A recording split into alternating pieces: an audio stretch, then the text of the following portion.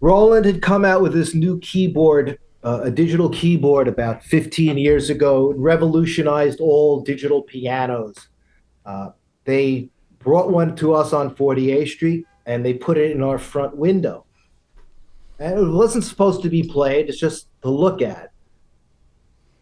Stevie Wonder found out we had one, and he came in, and the next thing we know, he's in the front window playing. Oh, my God. And 48th Street shut down. I mean, it was just because it was slightly up. It was about 3 feet higher. And there's Stevie Wonder, and it was loud enough you could hear it through the glass. And he's there playing this keyboard, obviously not knowing that there's a crowd out there. There's all these kind of weird things like there's Drew Carey was in our Hollywood store, and he was buying something. I don't remember exactly what he was buying, but there was a kid and his mother behind him, and they were buying a drum set, and apparently he really liked the kid, or the kid was a nice guy, or the mother was struggling with the money. I don't remember exactly what, but he gave his credit card to the cashier. He goes, "Run this, and when I leave, give it to them." He just bought these people he didn't know a drum set. Ladies and gentlemen, this is Take Two. I'm Benny Goodman. I'm here with my friends Cory and Siobhán, and this week we have a mogul in the music retail industry, Sammy Ash of Sam Ash Music. The reason that, again, my fiance laments that I can't add another bathroom onto my house because of all those Les Pauls, but what a cool dude. What a cool dude. He's clearly such a lover of all things guitar and all of the mechanics and stuff that goes behind. And I could see that you two were kind of kindred spirits here. Just a lot of nerding out about so many different things and talking more about the business. For anyone that didn't listen to part one, part two, we get even deeper in a lot of the things that go on there. Yeah, and also just going through his, or at least a sampling of his collection of guitars. So obviously, if you're listening to this and not watching on YouTube, you may want to kind of check the YouTube version out because it's a very visual episode. And we get to see a lot of cool instruments and hear a lot of the stories behind them. He's the only crazy person as passionate enough as I am to run off camera like 37 times during an episode to be like, wait, I got something else. He pulls out another awesome guitar. Yeah. So like, if you like guitars or you just like music or you're just listening to this, go on to the YouTube. Yeah, absolutely. So check it out. Part 2 right here. Sammy Ash. Subscribe.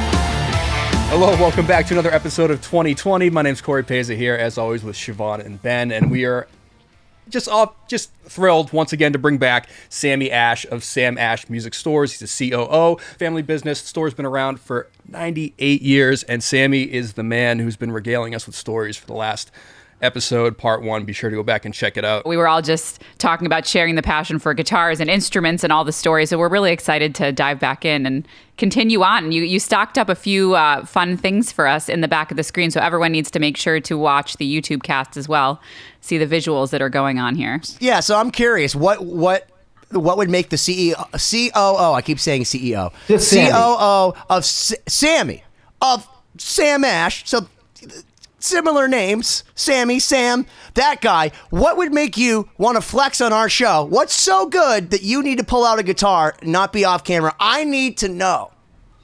Lay it on us. Okay. Where to Show begin? and tell time with Sammy Ash, ladies and gentlemen. Number one. Okay. It's headless. I've known Ned Steinberger a long time, to the point where I can comfortably say that we're friends. I had the unique opportunity one time to go up to his home and hang out with him, and he brought me into the mad scientist room. And he was working on developing the M series at the time, which was the one with the first guitar with a full body and all, and he was experimenting and all of that. It was a nice day. And then I forget how long after it was, I get this thing in the mail. Oh, my Lord. This is the prototype. Holy crap. It's handmade by Ned. You know, he took a neck, but the electronics are very different. And he explained to me, which I still can't figure out how to do, if you push this in, you could pop out the pickup. I'm afraid to do it. But That's it amazing. came with a lovely letter, which it's one of my more treasured pieces because of how personal it is. Well, and it's like pretty much the first headless guitar, like it's like that ever. So, Well, no it's big deal. unique. It's a one of a kind, and I can honestly say, Ned made it by hand. It's literally a handmade instrument. Other fun stuff. I was a Valley Arts dealer. It's a kind of cool company at the time. This is when they were still California, and you remember Larry Carlton had been shot. He shocked everybody, freaked everyone out that the nicest guy in the guitar world gets shot in his front porch. Well, I had gotten word that he was going to do his first performance at the Blue Note in Manhattan. So I reached out to Valley Arts and I asked my friend Mike McGuire, and he sent me the body. This is a Larry Carlton model. See, that's another thing. All my signature guitars, signed guitars, have to be to the instrument it is. My Clapton is signed by Clapton, my Beck by Beck, so on and so forth. It's not Beck on a Squire, Beck on a, it's got to work that way. So this is a Larry Carlton. And when he came back, they gave me the body not lacquered, but painted and prepped. And I asked him if he would sign it for me, and he did. It says, Sammy, I'm back, Larry Carlton. That's from his first gig back. Wow. So that's crazy. That was kind of cool that, I got For those that don't know, famous guitar player, played with Steely Dan for a bit, Joni Mitchell, right? Or did he? Some of Steely Dan's greatest riffs. I mean, he's an absolute scientist on the guitar. So, I mean, just the fact I said Steely Dan, for anyone that's a music nerd, should go, oh, I can't play that. It's wonderful stuff. Yeah. This thing weighs a ton. Wow. Oh, is that that's so cool looking. Like the Corvette one or whatever? This is the 57 Chevy, but it's the prototype. Once again, it looks heavy, right? Oh, it's a ton. It's a beast. There's a chunk of metal. Okay. Or metal loaded. It was a kind of idea it was terrible. Anyway, does it resonate? Yeah, actually does. And if there was a battery in it, when you press the tremolo, the back light goes on. Oh my gosh. Yeah, where is it? Oh, yeah. I've got to put it in, but that flashes up. It's kind of cool. Very, very ZZ Top. Uh-huh. Yeah. Although actually, cool if you meet Billy Gibbons, he'll tell you that all of his guitars are hollow and weigh like 4 pounds now. So he would never play anything that had any metal in it. He plays like he showed me his SG and it weighs like 3 pounds. It's all, I think, is it Mike Bolin or something? And he just it's all hollowed out and he plays sevens on it too, like a crazy person. Who plays sevens? I don't know, but he plays it better than I can ever think about it. You and me both, good sir. I've had the chance to meet him, and he was just a really, really nice guy. I mean, if I didn't know he was Billy Gibbons, I would say, wow, he's just a really nice guy. Let me see. I talked about number fours. Number fours. I'm not mobile to take you into the warehouse where the ovations are, but once again, this is a Nomac. You ever see a Nomac? Well, I've never seen anything like that ever. Kind of thing. It's a Music Man Nomac. There are only 24 in existence. And it looks like the pickups are engraved or something? John Petrucci kind of thing, right? Yes. But, the people, my friends at Music Man, selected this one for me because they knew my story, my history on it. But I have never seen one available for sale. They all came in to all the dealers pre-sold. Most people never actually saw one. I was fortunate that they picked this one out for me. It happens to be an amazing guitar, but it's I don't like to play it. It looks very cool. Yeah, it's very ornate. Cool. It's an amazing guitar in itself, right? But they had a retail when they came out at 10 grand. I can't imagine. This is an instrument that there's 24 in existence, 22 available that were available for sale. I got You see, that's the thing about me and guitars. The guitar needs to speak to me. I get to go guitars three ways: as a gift, as a run, or because it speaks to me. Most of my instruments are acquired because something about them drew me to it, to play with it, or whatever it might have been, the way it felt, the way it sounded, the way I saw it on a hook, perhaps. But a majority of my guitars have some kind of a story as to how I got them, which is why I'm a collector. I am not a trader. Sam Ash Music, I have my fun buying and selling guitars literally all day long. With my collection, during a not fun time in my life, I sold a few instruments, and immediately upon selling them, I was remorseful.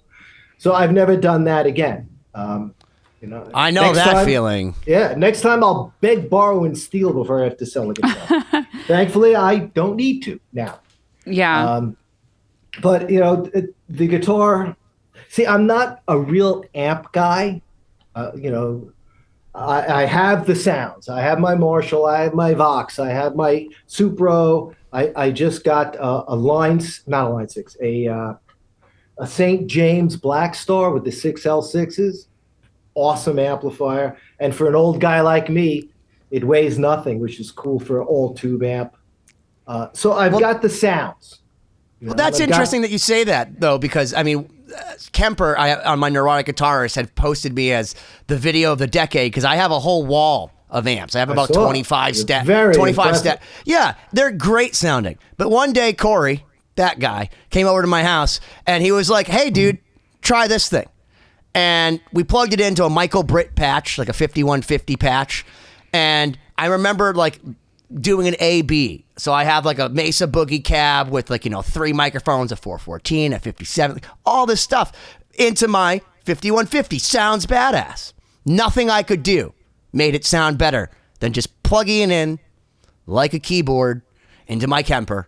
Yeah. And that's when I realized that, like, for me, it's the instrument. Because for me, the instrument is what holds the songs. I kind of have the same concept of you, but, like, the way I look at it, how many songs are in the instrument? Like, when I pick it up, does it talk to me? Does it go, oh, you should play me for a long time? Because there's guitars I played that don't necessarily sound as good as other ones. But I'm like, I can't stop playing it. And I wrote this thing on it. So I love the concept that you let the guitar almost pick you. It's important to me. It's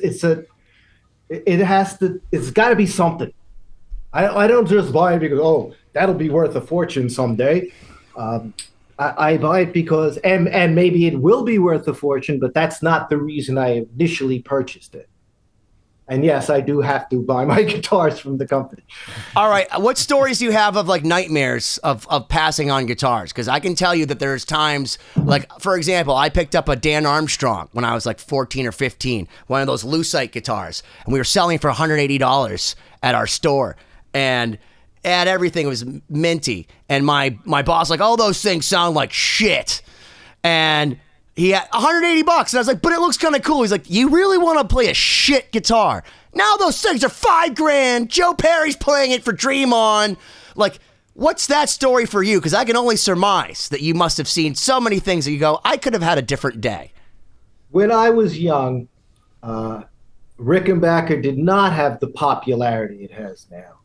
And they had a guitar called the light organ guitar, which is, you play it and various lights on the inside. It was a showpiece for a show band. Nobody wanted it. Nobody. We dropped the price. My father finally brought it down to $450. Somebody offered him $300. He took it. They're now $12,000. Crazy. When I tell my father some of the values, like, the fact that we blew out a 1960 Les Paul Custom. I mean, things like that. When I tell him what these things are going for, he just doesn't understand it. He can't get over. The Sam Ash fuzz box is $1,000. We close those things out at $29.95. I mean, there's so many different things like that. But the light organ probably was the one that, when I see one, I think about what could have been. Well, what changed that suddenly made it valuable? I'm curious about that. Like what? Rarity. Rarity. Very, very few were ever made. And they made them and then they stopped making them. And like I said, originally it was considered a terrible instrument. And then and like a lot of values now, it went up and up and up. But because it's one of the rarest Rickenbackers, it's getting some of the highest numbers. They're cool. Yeah. Let me ask you what it was, coming back to the company a bit, what is it like choosing the merchandise or the merchandising process for different stores? Because it seems like such a large scale operation. I don't even know how to conceptualize it in my brain. How do you go about now deciding what to put in stores or which stores, or what's the strategy behind there in a nutshell? Well, I'm not in the buying. I'm not in the purchasing department anymore, but I do know how this thing works. Approximately 85% or 80% of everything is the same in all Sam Ash music stores. It's the bass. It's the black Les Paul, the Sunburst Stratocaster, so on and so forth. The Bach trumpet, the DW kit. Everybody's got that. But like you said, we are very regional. Certain stores will have an awful lot of accordions. I can't believe how many accordions we sell. Certain stores won't have any because they don't sell. Bajo Sexto, the big Mexican guitars with the... Okay, we don't carry them in all stores, but the stores we do carry them are very successful with them because they're in San Antonio, parts of Florida, and where that population is. And we have them online, so if we don't have them in a store, I can have it there tomorrow. All right, explain this to me, because my friend, he's been in the music, he has a retail store. He said that in the last 3 years, he sold more ukuleles than he has in the last 35 years. Could you explain why the ukulele, all of a sudden, like everybody has a ukulele? And did you have like a meeting where people walked in one day and said, we got to make a planogram for ukuleles? Yes, absolutely. One day the high-end ukulele was like $29.95, had, screws for keys and all that other kind of stuff. This actually caught not just us, but I think everybody. One day, I remember we were looking at numbers and that we had sold in one December more ukuleles than we had sold in the decade. That's how nuts it went. It slowed down since, but basically you were right. Everyone wanted to have a ukulele. Jake Shimabukuro was a big part of that. Certain songs coming out with, Mraz, I forget his first name. Jason Mraz puts out a hit. Don't you have a Billie Eilish one, Cory? What was it? Which one do you have? It's like a Fender. I think. Oh, maybe there's one I think that's similar to yours. I think Billie Eilish has one. It's, so like you have all these new artists who has their own. They made ukulele fun again. I mean, you can get them in Les Paul shapes, Stratocaster shapes. You can get them looking like a pineapple. Any kind of thing you might think, and not expensive. That was another thing. A good ukulele in the United States was $100. All the good ukuleles were in Hawaii. So people started making better ukuleles, importing much better ukuleles, and suddenly it was now a cradle to grave. You want a $29.95 ukulele, got it in stock. You want a $400 ukulele, we've got it in stock, and we've got everything in between. So it was an industry that was always sleeping. And then it woke up with a vengeance. I never saw anything increase in popularity that fast in that short period of time. I'd like to think that I'm a revolutionary because 8 years ago, I had this electric baritone ukulele commissioned. And I know for a fact it was one of like a niche instrument. Other than the guy who made this, I believe this is the only other one in existence, at least at that time, because we could not verify that anyone else had an electric baritone ukulele. And now it's a thing. So. But apparently, I also didn't know at the time that it's very similar to a tenor guitar. So I should have just had a tenor guitar made. But it's actually an electric baritone ukulele. So well, most tenors are acoustic, and never was all the folk bands, the folk instrument players all had tenor guitars back in those days. It was the antithesis of electric. What you have is extremely cool because it is. Yeah, it's weird. So I guess now one of the things we had Steve Stevens on our show, and he even remembered going in and getting his Kramer with the whammy bar he used on some of the most famous Billy Idol songs as Sam Ash. Hey, he's a Queens boy. Yeah. I mean, you could tell from a mile away. He's like, give me the bagels. You're like, Steve Stevens. It must be him. What famous people? Now, this is me saying name drop, but can you give us some stories of some of the people that may have called you over the years or walked into the store and you're like, oh my God? Oh, sure. Roland had come out with this new keyboard, a digital keyboard about 15 years ago. It revolutionized all digital pianos. They brought one to us on 48th Street and they put it in our front window. And it wasn't supposed to be played, it's just to look at. Stevie Wonder found out we had one, and he came in, and the next thing we know, he's in the front window playing. Oh, my God. And 48th Street shut down. I mean, it was just because it was slightly up. It was about 3 feet higher, and there's Stevie Wonder, and it was loud enough you could hear through the glass, and he's there playing this keyboard, obviously not knowing that there's a crowd out there. There's all these kind of weird things like there's Drew Carey was in our Hollywood store, and he was buying something. I don't remember exactly what he was buying, but there was a kid and his mother behind him, and they were buying a drum set, and apparently he really liked the kid, or the kid was a nice guy, or the mother was struggling with the money. I don't remember exactly what, but he gave his credit card to the cashier. He goes, run this, and when I leave, give it to them. He just bought these people he didn't know a drum set. I need to go behind Drew Carey in line a little bit more. I'm sure when you I was would. behind him at Dunkin' Donuts, he didn't buy me an extra coffee. Here's one for you. Antonio Banderas was in one of the stores paying something. He gave, I think it was $100 or a $50 bill. So this cashier took it and started looking at it, So they gave him the change. He took a dollar bill and he started doing the same thing. He was funny about it, but a lot of odd stuff. We put together an order for Pete Townsend in Manhattan store, and we were just expecting a runner to come and pick it up, and he showed up. I mean, just like that. And he goes, "I need my gear. Here's my credit card." These are the kind of things where people stutter. I would, when I met Slash for the first time in my Hollywood store, I was, it was gobsmacked. Slash, there in my store. Holy shiesty. Wait, let's make sure we don't conflate these. He doesn't mean Sully Erna from Godsmack. He means Slash from Guns N' Roses. I said gobsmacked. That's well, I'm also deaf because I've been sitting next to a Marshall cab. As in surprised. Yeah, no, I get it now. I'm older than you. I say things like gobsmacked, Well, I'm also from Boston, so everyone knows a Sully, There you go. Because that's Boston. You know Sully from Godsmack? He's from Boston. Yeah, totally. Good Love that guy. Good man. Oh, my gosh. I recently, not recently, past 10 years, I started getting into things like lap steels.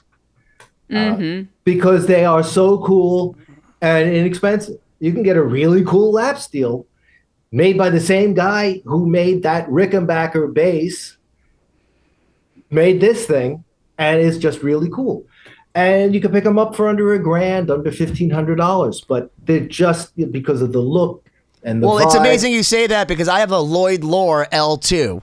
And I think I paid $1,200 for it at Guitar Center. And if you were to buy a mandolin made in 1922 with Lloyd Loar's signature in it, like my L2, it would be worth $500,000 to $1 million. My L2 was only, I think, $1,250 or $1,300 on sale at Guitar Center. That's I don't normally patronize that store but I do when they're stupid. Like that. I would buy it from Guitar Center. I'd have no problem with that. Well, anytime I buy something from Guitar Center, it's because somebody's screwed up. I hate to admit it, but I've actually made a purchase there. Well, I mean, listen, if you walk in and you see an amazing, like I walked in and I got myself a 1956 reissue for $2,000. They had it like listed as a tribute or something, and it was like $19.99. This was easily a $5,500 guitar or something like that. And I walk up there and I buy it. They bring out all the papers and stuff, and I'm like, "Do you guys really just not know?" And one of the guys starts laughing. He's like, "What do you mean?" I'm like, "Because this is like a five. Just give me the guitar." And I just walked out, and I still have it. It's a beautiful gold top. Dumb. Amazing. So, every once in a while, you can still find, if you know what you're looking for and you have an eye like you have, you can find those things. That's absolutely true. In fact, that's how people ask all the time how I got so many guitars. And it's literally because I never, ever, and this is my philosophy on buying guitars and collecting guitars, I don't wake up and go, I need a PRS Custom 24 or I need a Les Paul. I go online to Craigslist or to Reverb and I go, who wants to be screwed today? And I sometimes will look at it. And I go down the list and I'll go, is this price real? And then I'll start researching it. So I'll be like, okay, this seems insane. And then I'll go down the rabbit hole and I'll research something. And once I'm convinced it's like at least 50% more than what I'm going to pay for it, I'll then try to screw them for even more. And that's the only way I've ever gotten guitars, is guitars for at least 50% or less of the value. And it's all because I woke up that day and got lucky. I was waiting for some massive speech about how you had integrity and you're just looking for a diamond in the rough. But of course not. Once again, disappointed. Listen, there's a guy that showed up at my house on Christmas. I think he was a crackhead and I feel bad, but he was an adult and he had PRS number 677, the custom 24 that I have. And I got it from him for $2,500. That's easily a 10 to 15,000. Definitely stolen. It wasn't stolen. In fact, I ran the whole thing and all that. I checked out all of that. What he had done is he traded in his grandmother's ring for this guitar. So that's when I was like, oh, this guy's definitely crazy. But he brought it to my house, $2,500. I've looked it up. Nobody said it's stolen. Believe me, I checked into it. That said, $2,500, I got a $10,000 guitar delivered to me. In fact, my favorite story ever is I had a guy from Craigslist come over. He had a Martin guitar, said 1911 Martin guitar. Wanted $1,500 with no picture. And I'm like, this guy either is an idiot or this is a scam. So I went down the rabbit hole. I'm like, okay, what's up with this? Doesn't write back. And I'm like, write again. He goes, oh, it's this guitar. Sends me a picture of this 021. I'm like, oh my God, that's beautiful. Beg him, come over. Doesn't write it. Writes back to me 2 weeks later. He goes, oh, this went to my girlfriend's trash. Clearly this guy's a winner. He goes, I need to buy her a ring. Do you want this guitar? And I'm like, I only have $1,100, dude. He goes, great. Comes down, shows me that this is his grandfather's guitar, opens this thing up. His girlfriend goes, oh my God, I finally get a ring. I had no idea the value of this guitar. My buddy, who knew nothing about guitars, saw the excitement on my face and said, Benny, I'll offer you $500 more than you paid for that. And I still said no. It was a 1912 021.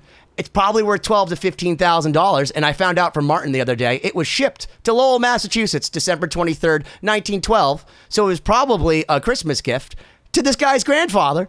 And he just gave it to me for $1,100. And I thank him for that. Yeah, and he thanked me too, because he got to buy his girlfriend a ring. That's the greatest part, is when they thank you for giving you a $15,000 guitar for $1,100. Well, everything has value of different amounts to different people, I suppose. So and I genuinely didn't know how much it was worth. Matters. I had no idea how much it was worth. I just knew it was worth more than I was paying for it. That's awesome. Story. That's awesome. Well, maybe coming back to talk about business more. This is obviously my fascination. He's like, you can work in my used department anytime, Benny. You could be our buyer. No, but it's incredible. I mean, from both of you, really. I mean, everybody here, that, there's so much value in just caring about the instruments and being fascinated by them. And I'm sure that plays into both of your businesses, every day. But what I wanted to ask, we talked a lot about kind of the earlier side of building the business. How did things change, when the internet came around, or when people started to shop online a lot more? I'm curious to hear what sort of changes went on there, or, even maybe we don't have to mention any names, but other retailers, how you set yourself apart from that. Like, how did that change your business model or structure, or did it? Actually, it did a lot in our used and vintage business. It actually helped it tremendously, because people are starting to realize that silver bent piece of metal in their closet is a Bach 180 trumpet, that they thought was a piece of garbage, but I'll give them $800, $900, $1,000 for it. Mm-hmm. And people are starting to go on the internet realizing what they've got, that guitar in the brown messed up case in your grandfather's back of his closet. Maybe I should look at that a second time. Yeah. So the values are, right now, it's the most educated consumer I've ever dealt with. And we don't lowball. And today, if you lowball, it's super obvious. I mean, everyone says, how come you're offering me 10% of what everyone else is? Mm-hmm. So, you know, we that part of our business, the used and vintage, is very important to us. We advertise it, we push it. It's approximately 10% of our business on purpose. I mean, we really, if I can go to 11 or 12%, that'd be great too. Mm-hmm. It's something that customers love. It's a different, you know, everybody wants to get a Les Paul. Some people want to use Les Paul because they just can't swing the new one. So if they could save $500, $600, $700 on a used one, that's in great shape. Why not? And that goes for all instruments. The internet has alerted everybody to what they own. So we are beginning to see things where people come in and say, this was my grandfather's, but I understand that these things can go for as high as $4,000. I go, yes, some of them can. Let's see what you got. So that was big. And just the ability to find more stuff. Not everybody lives in Boston, New York, LA, Miami. Mm-hmm. A lot of people live in much smaller cities where the selection is, I won't use the word nil, but way limited, less. Yeah. And suddenly this thing called the internet says, you know, that thing you're interested in, it's available in all these different places. It's available new, it's available used, it's available in red, blue, green. Did you know all these things? No, I didn't. So this world, like anything, information is king, got out. And the early companies that embraced the internet really, you know, made out. I'll give props to Sweetwater. I think they're a great company. They embraced it very early. You know, I kind of think we do a pretty damn good job too. But it was the game changer. That's the one place where business started to suddenly grow, and people started to take interest. And these days, it's one of the reasons why rare and vintage guitars are going for so much money, because they're no longer being exchanged by, you know, back room deals. Here's my guitar. I'm asking $250,000 for it. Wow, that's kind of crazy. No, because this one they're asking $275,000. So the information out there has really, I think, stirred up a lot of this. And the same thing goes if you don't have a big dealer near you and you want to know about a synthesizer and the nuts and bolts of the synthesizer, and your local guy can't tell you, your internet can. And it'll give you comparison to go by. So it was a huge change for us. We went from being a majority, it was still majority brick and mortar, thank you. Mm-hmm. We're still a majority of that, but our internet sales keep going up every single year because I just can't have everything I want in a store. It's just not possible. The amount of SKUs and things we carry in a warehouse, I have some really large stores, still wouldn't be able to carry everything that I have online. So it's become, you know, a big benefit to the consumer more than anybody else. But for the retailer, it allows small guys to become big guys. You know, everybody, if your screen is 12 by 17, you're as big as Sweetwater and Guitar Center and all, because everyone's screen is 12 by 17, and your product looks as good or as bad as you want it to be. So a lot of people exploded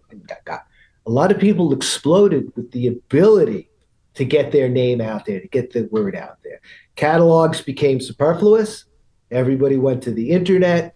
Getting a catalog for anybody today is rare, but getting the information is still there. It's a daily update.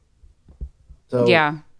Absolutely. Let me ask you, so if you are, let's say, somebody that has a single music store, they are thinking about opening a music store, how do you know if it's the type of business that should stay as a single store, something smaller, or if it should grow into, because obviously that isn't necessarily the plan or the trajectory for every person that opens a music store. You know, there's got to be something that happens where you realize this has got to become a bigger thing. So how do you know when that's the choice to make, or whether to make that choice to grow into multiple? A lot has to do with you as a person and trust. You're now going to open another store. You're going to hand the keys to somebody else. Do you have that person that within your organization that you could say, here's the keys to my half of my life? And there are people like that. I mean, I'm very fortunate that a majority of my managers and sales managers are really good, honest people who want to do it, get paid for a good day's work and put in a good day's work. And we are very trusting people. We have to be. I have about 52 buildings with musical instruments in them and 150 people with access. Trust goes a long way. Small dealer may not have that trust. I mean, one of the reasons that we were able to grow is we kept on having new blood come into the company. It started with one, then my father and uncle became two, and my brothers and I became three, and now we're at five. So there's a lot out there that we have, the resources, the personal resources. And the other thing is funding. I mean, don't open a music store on a shoestring. It's not that kind of business. You really have to have, got to have a lot of backbone. I know people that opened up just before COVID. Nobody knew it was going to go. COVID nearly decimated this industry. It was very tough. People weren't getting gear. And if you opened up prior to COVID and you have to shut down and you don't have years of resources behind you, it makes survival tough.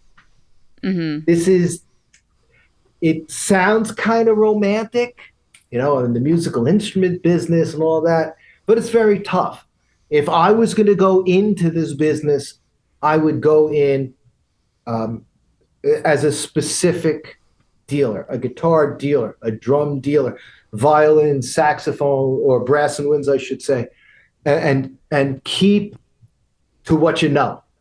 The nice thing is we had enough people who knew enough things that we were able to do good ideas this way as opposed to just going this way. A lot has to do with luck. I happen to have a brother that happens to be a brilliant attorney. He does all our leases. He does all our computer information. He does all our, all the back office stuff. I just happen to be lucky. I have a brother like that. I happen to be lucky. I have a brother that is interested in the business aspect and the purchasing and the sales and all of that and the marketing of the company. We are lucky that I'm the brother that went and expanded this company, that went out and spent 1,000 nights in hotel rooms. I'm lucky that I have 3 nephews and 2 sons, all with different abilities to bring maybe this company to the next level. I have people that have been working with me. This guy, Howie, who shares that office, has been with us 47 years. Barry, who shares that office. Howie's head of personnel. Barry's the head of purchasing. He's been with us for 51 years. And it may sound like we're old. We're not. The one thing about this business, it does keep you young. Absolutely. I mean, I have people who are 70 years old that you would swear were in their 50s because of the attitude. We still, like I said earlier, we still gawk at product. Gear makes us giddy. New things make us, if somebody comes out with a better guitar strap, I want to know about it because I like guitar straps. Well, let me ask you that from there because, you said Paul Reed Smith wandered into your store in like 84 or whatever and brought a guitar. And now, you became a Paul Reed Smith dealer. He's huge, ubiquitous. How often does someone go like, hey, I do Jersey Girl guitars, which great company, small little itty bitty company. how does one get into Sam Ash? Are you guys still going, oh, there's new guys out there doing cool new things? Or it's like you have to have an established base, and are you still taking chances? We add lines all the time. There's a lot of new and cool manufacturers out there, some who already sell direct, but some who deal through dealers or have a very small dealer base. When I say we get giddy about new lines as well. My son Ben is an effects geek, and he's introducing us to new effects brands all the time. I'm an old school guitar guy. I'm looking for instruments from the past that could benefit the company. Everybody here, it may sound silly, but my guitar buyer is a guitar player. My drum buyer is a drummer. My keyboard buyer is a keyboard player. And, it may sound very natural to a lot of people, but apparently in this industry, it's not. And to have people who share the passion when they're buying, very often we say to ourselves, would I buy that? Is that value? Is that cool? Does it work? There's an awful lot of stuff we don't buy. Maybe we make a mistake, but as musicians, we say to ourselves, you know what? This thing is dead in the water. Maybe we'll try 2 or 3, but we're sure not going to get behind something. Mm-hmm. So being a little bit different, I think, makes us better. Also, we're not looking for world domination. I love the cities I'm in. Love to be in more cities, and one day we will. But I'm not looking to go public and sell half of what we have to strangers. It's a family business. It's worked well. And, we happen to be lucky that we love what we do and we like the people we do it with. So it seems to me like you're the perfect example of why people should have children, because maybe for generations you can build something and that you'll know they're genetically like you. So if you're good at that, there's a good chance that they probably have those traits. I feel like everyone I know that has like parents that are successful are like, I'm not going to do that. Why would I take over my dad's $1 billion car industry? Oh, that's a true story. That was me. That was me. When I was a teenager, I didn't want to work for daddy. No kids wanted to work for daddy. Some of my friends were parking cars, so I tried that. Some of my friends were pumping gas, so I tried that. And then I started working in the store for some hours a week, and I had more money than all my friends. Just like that. I mean, I was making. I had, my friends would have $5. I'd have $35, and So I was popular because I was the guy that had the weed, and I had a full tank of gas because I could. So all of those other things. Well, maybe working for daddy is not that bad. I gotta tell you, it is a skill, because I remember being 15, making $10 an hour, and back then that was money. That was really good money. I was coming home at that time. $400 under the table, may I add. And I remember just thinking to myself, like, what else could I possibly do where I'd ever make this kind of money? And I get to smoke weed and play Gibsons all day. It was the craziest thing, so I feel like, and it does keep you young, because all of our friends that are in the music industry, perfect example. Cory, myself, and Siobhán were all together in Florida a few weeks ago with our buddy Shannon Larkin. And we're in the studio with Shannon, who's the drummer from Godsmack, and Dave Fortman, who's the producer for Evanescence and Slipknot, and he played for Ugly Kid Joe. And they both go like, yeah, I'm 55 years old. Cory like, because Shannon's covered in tattoos. He's like, he doesn't have any gray hairs. He's all like, walks around like he's I'm like, you're 55. You could be my goddamn grandfather, bro. And I don't know about that. You can't tell, because these guys literally, the only thing that's kept them up is like the fact that their bass player was annoying last night. Like, and you could see it on their face. And it's the same thing with you. I had to Google your age. And I'm like, maybe there's no way. I am way. your grandfather, because I'm turning 65 next month. You never know. Holy shit. Well, I mean, I'm 40 this year, so that'd be strange math, but still, fair enough. Not as strange as a 55-year-old. Yeah. That said, what about what you're doing, and I understand, but for the lay people out there, the Gen Pop, as Siobhán aptly calls them, what keeps you young about yelling about guitars and things all day? Like I said earlier, I'm lucky I like going to work. The environment here, for those that didn't see this earlier, you know. Yes, ESP. I don't have enough cable here, but oh my God. You know, I come to work to this. I mean, it's a decent office. It doesn't suck. Is there one we shouldn't look at? Except for the guitar set, the T-shirt. That's not nice, but that's besides. Anyway, you know, so there is that, and the fact that I'm in a business that changes almost every day, that it's not stale. Mm-hmm. Even reissues to me are cool. That even though I knew the original piece, things happen constantly, not as like it was in the 70s and 80s, where every single day there was a new instrument, a new keyboard, a new drum. But the fact is, this is still vibrant. I get to talk to people that build guitars for a living, people that build amplifiers for a living. You know, I get to call people like John Page, who started the Fender Custom Shop, a friend. And there's a number of people like that out there that are cool and still in it, which keeps me wanting to be in it. I wake up in my bedroom. There's a whole lot of guitars. I mean, a lot. And that's how I start my day.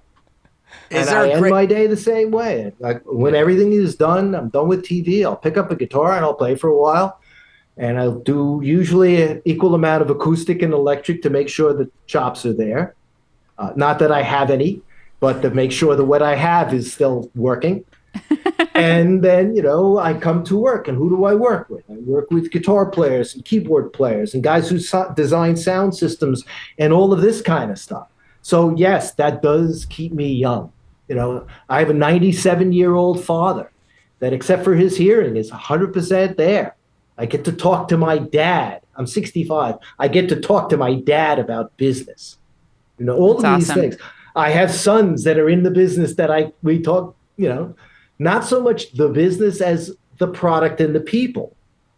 That's another thing. There's so many characters in this business that it keeps it also fun. Oh, I'm sure. Yeah. I think as music in general, I think from all the three of us can agree. Every day is different. There's some new adventure to be found with different characters for sure. Yeah. Yeah. Is there a great white buffalo instrument that you've wanted all your life? Like a 1958 Gibson Modern that you like only heard of, like that you've seen walk in or that you've wanted to walk in and have not seen? Like what's the instrument of your dreams that would just walk into your store? Vintage. Gibson Switchmaster. Oh. The 3P90s with the 5-way switch. With the amp? S-box. No. But wasn't there one with a separate amp? The Switchmaster, there was one. Yes, they did have one with a dedicated amp. That is correct. But for some reason, I was attracted to that guitar from a very early age. And I always thought it was one of the coolest looking jazz boxes. I have a couple jazz boxes, but they're nice instruments. But I always thought that was the coolest jazz. I thought that was up there with the D'Angelico New Yorker. You know, just something about it that I thought was majestic. I had a reissue for a while, and I never connected with it. So one day, if things go well, I'm going to go out and buy myself. Wow.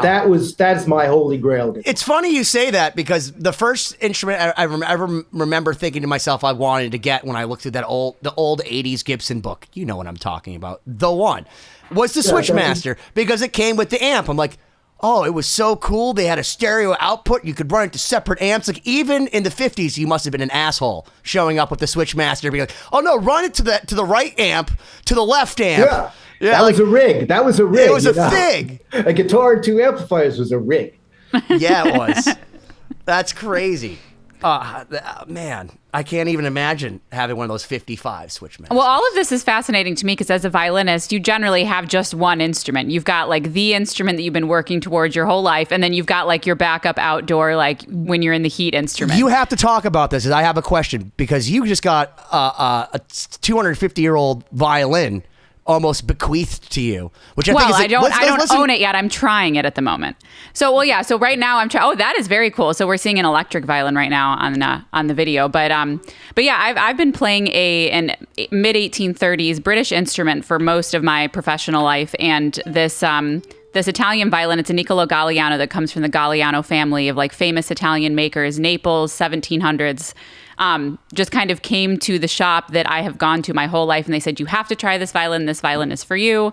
So I'm currently trying it out, and taking it around to other professionals to see what they think. But it's just interesting, to hear about people that have, all these different types of guitars. And for me, it's like, where is the one violin? So it's a totally, of course there's the electric too, and that's a whole other can of worms, which maybe we can jump into. Well, it's like milking tone on it. I always say tone is in your fingers, but really it's truly for sure, in on your fingers acoustic, for violin. So like the thing is, you could say all these different instruments for guitar have different colors, but really for the violin, it's just straight tone. It's just pure tone. So if you find like the Strad or whatever, that's like the perfect one, there's no reason to have anything else. Whereas Sammy and I keep buying more guitars thinking that we're going to get better, and we don't. You're never satisfied. No, never. A lot of that comes down to your taste too. So much of it is how you've developed, your style of playing and what you like, what you're looking for. Are you going to be playing as a soloist with orchestra? Are you going to be playing with piano? Are you playing in a string quartet? Are you playing in orchestra? So you kind of have to think about, in what context is this going to fulfill its destiny, right? So the value is, definitely there, and it takes some investigation, talking to other violinists that are familiar with that. Does it blow the 1830s one out of the water? Is it like no contest? Yeah, of course. Well, not of course. That's a great sounding violin for $35,000. But they all have different strengths and weaknesses, so it's different a lot tone, of it's up to the taste. Different richness. This is something you might find interesting. It's very interesting. I want to know about it. It's a Rickenbacker headless violin. Wow. What the hell? Predates Ned Steinberger by 35 years. Now, are there 4 strings on that? I can't quite see. There is. There should be. There should be. Okay, because it looked like there was 2. They got okay. loosened up. But Gotcha. Yeah, okay. It's a 4-string headless violin. Wow. And so the tuning pegs are where the bridge kind of like normally a Steinberger on the bottom. Interesting. Is this something that's like a product that you have, or is this like a prototype, or what's the story of this? No, it's rare. It's not a prototype. It's very rare to find them. Interesting. Before I found this, I didn't even know Rickenbacker made a violin. Me neither. I've never heard of that. I just thought they were making laptops. Laptops. Lap steels. So, yeah, that's the other thing. I like oddballs. I like oddities. Things that are extremely cool, not necessarily expensive. Something that might be rare, fun, have a unique look to it. I like those things. Like I said, lap steels. I now have 1, 2, 3, 4, 5. I have now 7 lap steels. I just got myself a frying pan, Rickenbacker frying pan. Oh yeah, those are the real deal. The first. Hang on. I'm sorry going off camera. That's all right. That's just for people that want to know. The frying pan is a very, very early electrified instrument, one of the first, in fact. Yeah. So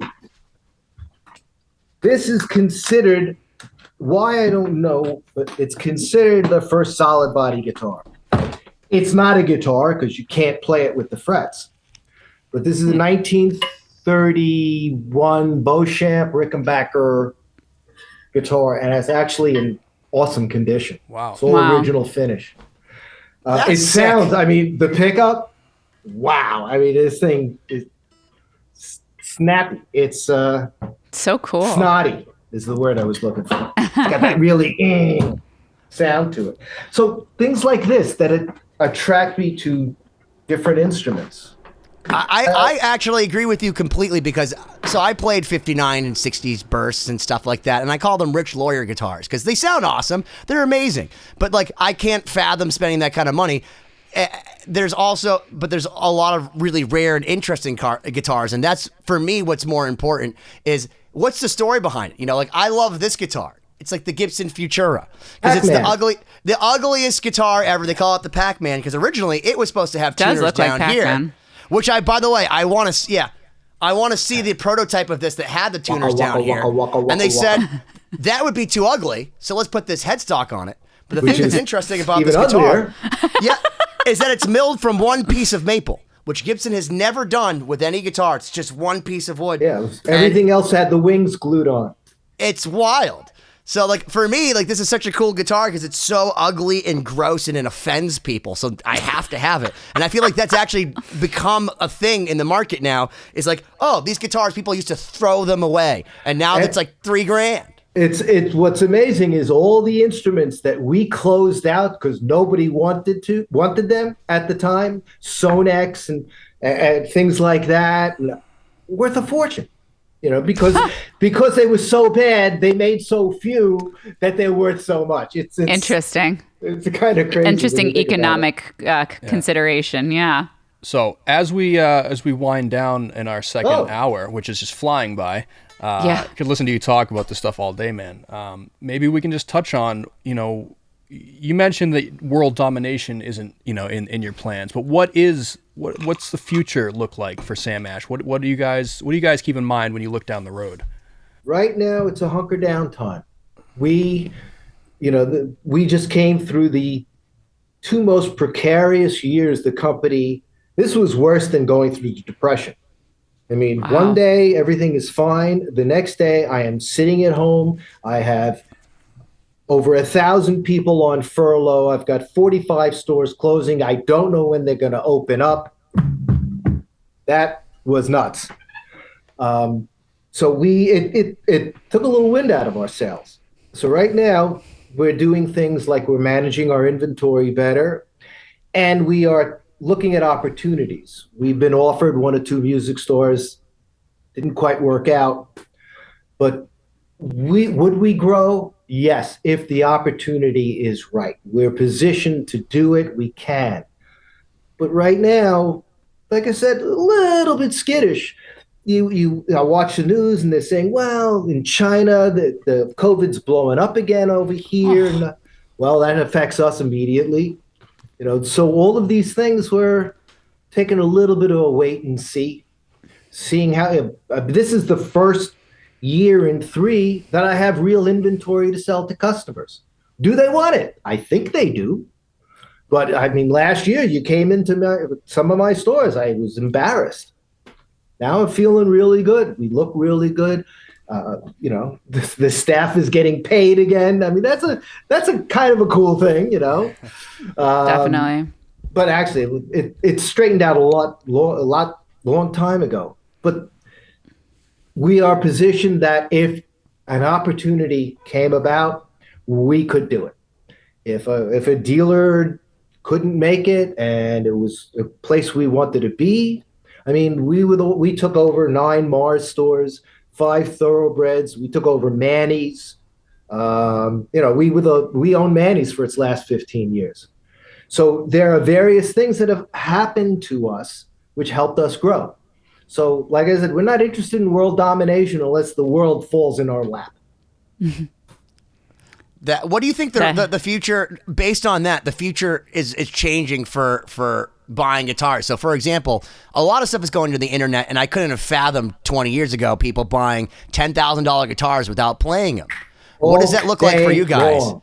Yeah. I didn't get it when it first started to happen. I'm old school. I want to touch it. I want to feel it. If it's an acoustic guitar, I'm going to shove my nose in it. Seriously. I want to smell it. I'm that guy. But all of a sudden, I think it's like 30% of all instruments at every price is bought sight unseen. Well, not sight unseen, but unplayed, which to me is a very foreign concept, except we're doing the same thing. We're selling an awful lot of guitars on the internet where people just see them for the first time. Oh, I like the way that looks. I like the top on that. Click, it's mine. So that has been, when it first started to happen and it started to grow, I'm saying I want to get involved in this thing a little bit better. And we were a little slow to the trigger. Our Guitars of Distinction program solved that greatly. You know, I get to play all the fun stuff. See, on the other side of my wall is where we keep them also. That's awesome. On the other side of my wall is where I keep all of mine, so I understand. I'm going to go Great play a bunch minds of think guitars alike, after Ben. this. Yeah. No, I have to say, first off, Sam Ash has been a company that I have loved all of my life. Like it's ubiquitous. It's literally ubiquitous with guitars and music, and I've always gotten the greatest customer service, and now it explains because I can call an Ash, so I guess that makes sense. And I just want to say that I'm very happy that things are going well, because in this world where, again, same thing with musicians. We woke up one day and it was like, oh, I had all these gigs, and it's like, oh, there's no gigs and I have to stay home. And how am I supposed to make any money and do anything? And the fact that, you're still around and you're still resilient after all this time, I'm so glad that you are, because you've seen all these guys get trampled. And I can tell you personally, going through it, it was really, really hard to still be here. So I appreciate what you've gone through, and I appreciate that everyone's getting paid and that you're still around and still growing. And that means a lot, because, again, I don't know what I would do if you guys weren't around. Thank you for saying that. We're actually having a little bit of fun now, planning on 100th anniversary instruments. We're working with Gibson. We're working with Paul Reed-Smith, limited edition anniversary guitars, which are a lot of fun because they're different than anything else. We pick out tops, we make a deal out of it. So, we're looking forward to that. I'm glad to be able to say I'm going to, hopefully live to see it. If I don't, I'll be very disappointed. Can I make a recommendation? I think you should reissue that Norland era custom with the pink. That will sell so crazy. I find all those colors. I swear to God, I saw a video a week ago. It was the worst performance of Poison at some MTV thing. And CC DeVille is playing a custom light. Do you remember these? The thin ones? Like the thin customs. But it was that pink color with 3 pickups. And I rewound the video 50 times and watched the worst Poison performance just to watch this pink Pepto-Bismol guitar. And then the only one I think I've seen is yours. And I'm telling you right now, I will put all my money on it. If you release that as a limited edition, people will buy the shit out of it. There are a few instruments that I'm thinking about. My friend, Elliot Easton is a good friend of mine, and he's got some Boston. of the cool. Absolutely, Boston. That's right. Left-handed dude. He's a lefty for everyone. But he has some of the coolest colors of guitars that he's had from various custom shops, and some of those are just would blow your mind. So we're thinking about maybe combining some efforts here. So, but yeah, this has been great. I can't. No, thank you, Sammy. I mean, it was so cool. It went like nothing. I know. Yeah, it flies by. So that's why we got to do more episodes and get more stories. But yeah, I'll go to the bathroom. I'll be back in 10 minutes. We'll get started again. We really appreciate it. In fact, this is seriously fantastic. And I have to say, and I mean this for real, I would love to come and see you in person and interview you for this Les Paul documentary, because there's not only being at that show, but the fact that you have Les looking over you every single day while you're judging you, while you make decisions, tells me that him being the guiding beacon in your life, you're a guy I want to talk to. Well, I'm going to say something that's sweet but sad. My sons and I were invited. We were at Les Paul's funeral, at the funeral reception. We were at the party also, which is kind of weird.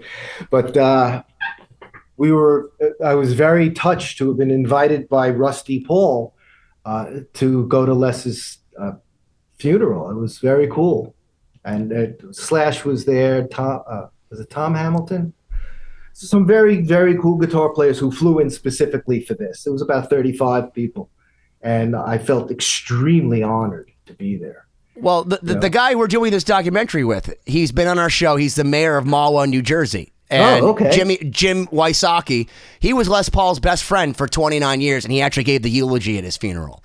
So, I was there. Yeah, so you were there for that. So that's the guy that we're doing this with. He's the one who has all the cool stories, not me. And if you do this, I will tell you that on behalf of Les, there's a lot of cool stuff that will make you excited, that we'll bring to you, that you will blow your mind, because this guy for the last 29 years, and I encourage you to go back and watch the episodes we did with him, because it's literally just like, oh my God, for 2 hours.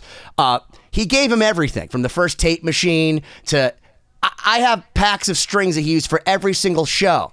I mean, literally written like, here's the forum, Les Paul, 1960. Well, I have pictures from the auction in California when they auctioned off his stuff. I have history. I've got, I in case you hadn't noticed, I do kind of like to talk. So we love that. That's great. You guys should definitely do that. If you want me to talk about Les Paul, I got a few words. Thank you very much for the invitation. Well, thank you, Sammy. It's been awesome. Thank you. So yeah, Sam Ash Music Stores. Don't forget to check those out. Don't forget to check out the Facebook page, which is Sammy's Guitar Gear and Guitar Stories. Yep. And we'll have a link to that in the description. I just want to say thank you all. This has been a real honor and treat for me. You have no idea that being able to talk about my guitars and stuff. So thank you all. It's been really interesting. I do hope we can do more. We absolutely will. Believe me. We're not as cool as you, so we'll be calling you. Like, Sammy's going to tell us more stories about Les Paul. You don't know me well enough to say that. You're definitely cooler than all three of us. That's for sure. We know ourselves well enough. Tell my I wife. could call an Ash. I can always get through to one. Tell my wife. Check 2020-d.com, and we will see you next time. I'll tell you, one of the proudest moments that I ever had as an entertainer was going on stage in a casino and playing a set that was 45 minutes and walking off the stage and realizing that we only played 2 songs. And in the course of 45 minutes and 2 songs, nobody left.